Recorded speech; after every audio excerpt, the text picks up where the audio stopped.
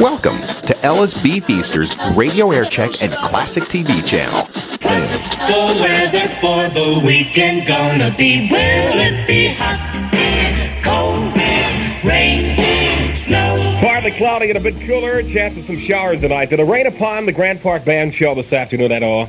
It was sunny when I went out there at 1. There must have been about 1,000 kids out there at 1 o'clock, and the other 9,000 showed up from 1:15 until 3. And thanks to everybody, again, really. Did it rain at all? I went down to Gary. We did a show down there for the Village Shopping Center, and the flock was along, and it was something else. There were so many great kids there, and the band got out and did Shotgun. And then I spoke for a moment, and then they said, now we're going to do our record. And as soon as they started doing their record, the rain came down, and it lightning and thundered, and everybody ran. And he said, what a great reaction to our record. As the flocks take me back. What's the weather for the weekend? Oh, you really want to know? You're going to ask me again, huh? Will it be hot, cold, rain, snow? Well, you know me, man. I carry myself away, get off into various dissertations of things. I'm sorry. It's a good way to remind me. Partly cloudy and cooler. Chance of some showers this evening. Low in the middle 50s. Tomorrow, fair and cooler. High in the lower 70s. Monday, fair and warmer. 65 in downtown Chicago. The good sound of music spectacular. 7 days of oldies but goodies starts Friday on WLS. When sunburn strikes, Noxima, cool sunburn back.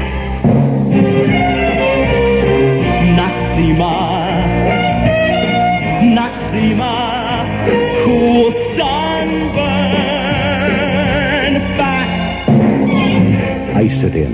Noxima stops pain fast, cools the burn, helps heal damaged skin. No surface spray works deep down like Noxima's medication. Cool it with greaseless medicated Noxima skin cream in jar, liquid, or new tube. It's America's #1 sunburn relief. Noxima, Cool sunburn fast. It's the instant pain chiller. 12 before 7 o'clock. Ronnie Riley at WLS Chicago. Billy Joe jumped in again. 3rd of June, another sleepy, dusty Delta day. And me, I spent a lot of time picking flowers up on Choctaw Ridge and dropped them into the muddy water off the Tallahatchie Bridge.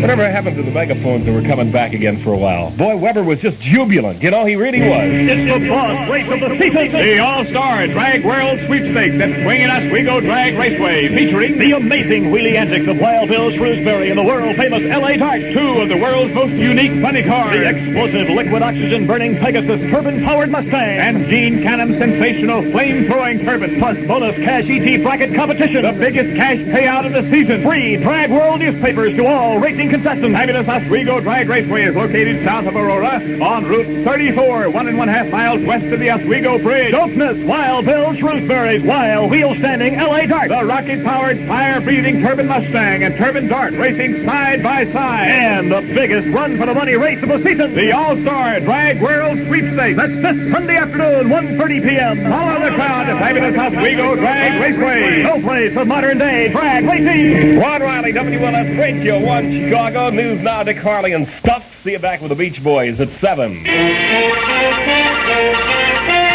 WLS presents Community Action News at 55. Good evening, everyone. This is Dick Harley, WLS Chicago, standing by with a full report on this and all the news from WLS.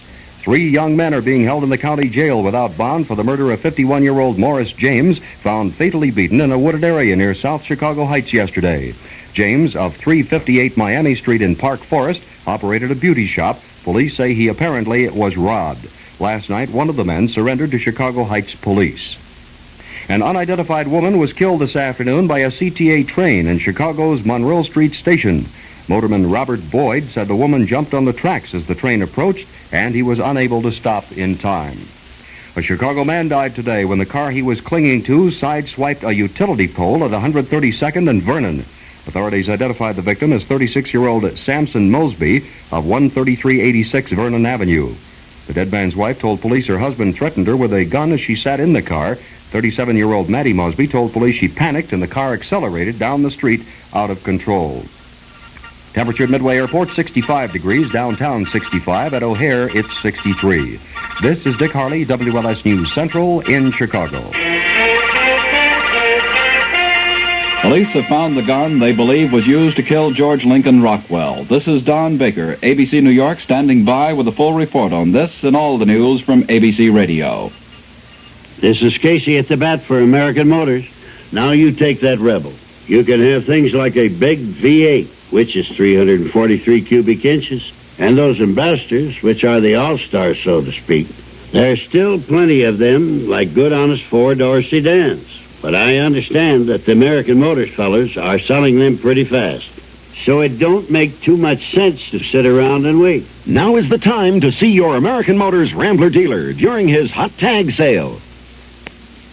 Arlington, Virginia police believe they've found the gun used to kill George Lincoln Rockwell. An Arlington police spokesman tells ABC, "It's a semi-automatic. It's called a Mauser. It's a foreign make. I don't know which make it is.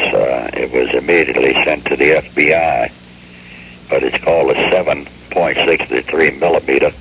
It fires a shell similar to a 30 caliber shell. It's supposed to be more like a target gun. And when it's fired, it throws the discharged shell out." And the Arlington police detective says the gun was found near the spot where George Lincoln Rockwell was killed yesterday. Large areas of the northwestern United States are being plagued by forest fires. Idaho Governor Don Samuelson has asked President Johnson to declare a state of emergency in Idaho because of those fires. Governor Samuelson told ABC, "Conditions in Idaho are very extremely dangerous at this time. They've been compared to the conditions that existed in 1910 when a great portion of the north end of our state burned up. The humidity is down to between 15 and 20 in most of that area. We've had no rain for 65 days. All of the plant life and fibrous material has very little moisture, and it burns just like paper." More than 400 separate forest fires are burning in the Pacific Northwest states and in British Columbia. An Israeli army spokesman says Israeli forces traded gunfire with Egyptian troops for about an hour at the Suez Canal today. Earlier, Israel had announced that a Soviet-built Egyptian fighter plane was shot down over the Sinai Peninsula and the pilot killed. There were no casualties in the exchange of gunfire near the canal. The New York Times, quoting informed sources in Washington, says that North Vietnamese MiG fighters are using Red China as a refuge. These unnamed sources said it wasn't clear whether the North Vietnamese planes were actually using airfields in Red China. Midwestern governors meeting at Lake of the Ozarks in Missouri have defended the National Guard against criticism on Capitol Hill. Iowa Governor Harold Hughes told ABC, "I can say that every governor who was present at the committee this afternoon felt that the criticism being leveled, apparently in congressional committees, and some statements being made otherwise that have appeared in the press did not reflect the confidence we have in our National Guard system." The governors referred to remarks made in Washington about the National Guard being nervous and trigger-happy when called into Detroit during the riot last month.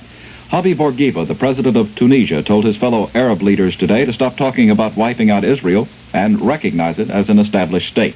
The Nigerian government has criticized the United States for its role in Nigeria's civil war. The government says the rebels have been provided with American arms, including airplanes. Big doings at Cape Kennedy. That story in just 60 seconds.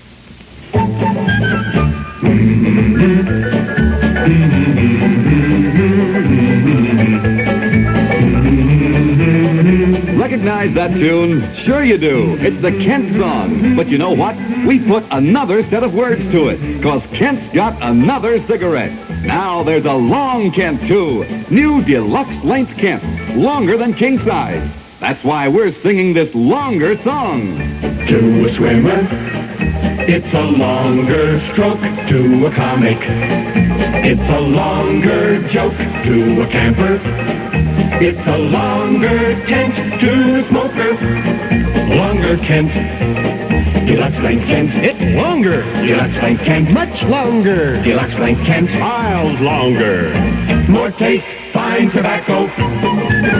Now, long cigarette smokers can say, to a smoker, it's a Kent. The Saturn V rocket that's scheduled to launch the first unmanned Apollo moon rocket has reached its launch pad at Cape Kennedy. The transfer of the 364-foot-tall Saturn from the assembly building to the pad at Cape Kennedy took about 8 hours.